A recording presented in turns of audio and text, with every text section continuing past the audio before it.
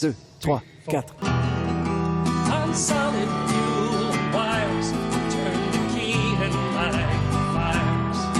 We're leaving Earth today. Même dans mes rêves les plus fous, je n'aurais jamais pensé avoir la chance que j'ai eue. Aller 3 fois dans l'espace, faire des sorties spatiales et assurer le commandement de la Station spatiale internationale. Merci. Encore aujourd'hui, ça me paraît incroyable. Et pourtant, c'est le genre de choses que font les astronautes canadiens.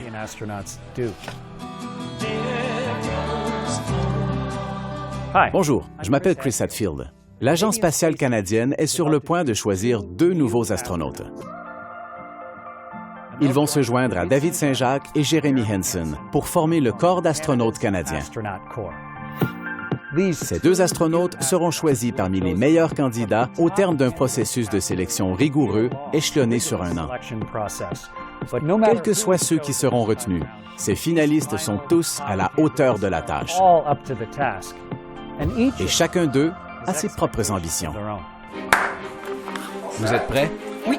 Capitaine Vanessa Fulford, ingénieure d'essai en vol, Aviation royale du Canada. Matt Bamsey, chercheur au Centre allemand de l'aérospatiale. Capitaine Nathalie Sleno, médecin, Forces armées canadiennes. Major Michael Jordan, pilote d'essai qualifié, Aviation royale. Major Rob Riddle, médecin Force d'opération spéciale du Canada.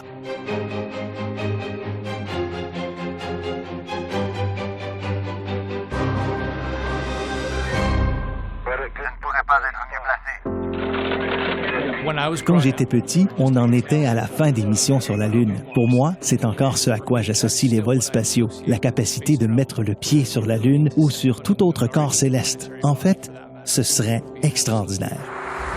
Quelle aventure!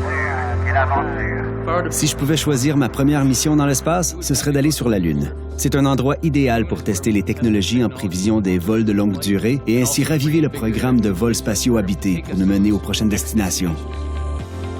J'aime imaginer être sur la Lune et regarder la Terre. Mais une mission sur la Lune peut aussi nous apporter beaucoup sur le plan de la recherche et développement pour soutenir la vie et étendre la présence humaine au-delà de la Terre. Je crois que ce qui me stimule le plus, c'est la possibilité d'aller sur Mars. C'est un de mes rêves depuis toujours. Récemment, ma mère a ressorti un dessin que j'ai fait en 2e ou 3e année où j'avais écrit au bas que si j'allais sur Mars, j'allais rapporter une voiture. Évidemment, toute mission dans l'espace serait extraordinaire et j'aimerais beaucoup en faire partie. Mais ce qui serait vraiment fantastique, ce serait d'aller vers une autre planète et d'être la toute première, homme ou femme, à y poser le pied. C'est notre destinée, en tant qu'humains, de quitter la planète un jour. C'est vraiment une chance exceptionnelle de participer à la prochaine étape de cette évolution. Quand j'ai été sélectionné comme astronaute, je ne savais pas du tout à quoi m'attendre. Tout ce que je voulais vraiment, c'était d'avoir un jour la chance d'aller dans l'espace. On ne sait jamais jusqu'où cette aventure peut mener. Mais finalement, pour 2 des candidats, le rêve se réalisera. Si je pouvais envoyer un message à un astronaute canadien, ce serait à Marc Garneau, notre premier astronaute canadien. Je le remercierais pour son dévouement à faire connaître à nos jeunes les bienfaits de l'exploration spatiale. Je crois qu'il faudrait dire un immense merci à Chris Hadfield.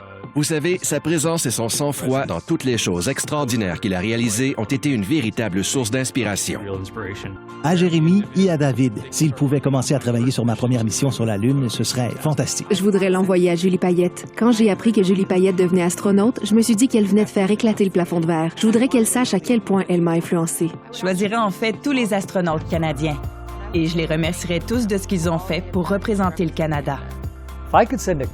Si je pouvais envoyer un petit mot à Neil Armstrong et à Buzz Aldrin, qui m'ont inspiré, ce serait un simple merci. Vous nous avez incités à nous dépasser et à réussir l'impossible, mais aussi à remettre en question nos idées préconçues et à relever des défis jusque-là encore insurmontables.